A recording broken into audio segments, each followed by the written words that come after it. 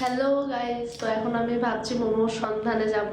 এখানে আসার পর থেকে একদিনও মোমো খাইনি, তাই এখন যাব মোমো খেতে। ভাবছিলাম হেঁটে হেঁটেই যাবো, কিন্তু কোথায় পাবো তাই বুঝতে পারছি না, তাই বাইকে যাচ্ছি। ভেবেছিলাম আজকে একটু হাঁটতে বেরোবো, কিন্তু এত মোমো খেতে ইচ্ছা করছে, তাই সেসব বাদ দিয়ে এখন মোমো কিনতেই যাচ্ছি। খুঁজতে খুঁজতে একদম আমাদের টাউনশিপের পাশেই মমস মোমো স্টলটা দেখতে পাচ্ছি। জানি না কেমন খেতে হবে, তো ফার্স্ট টাইম দেখি কেমন হয়।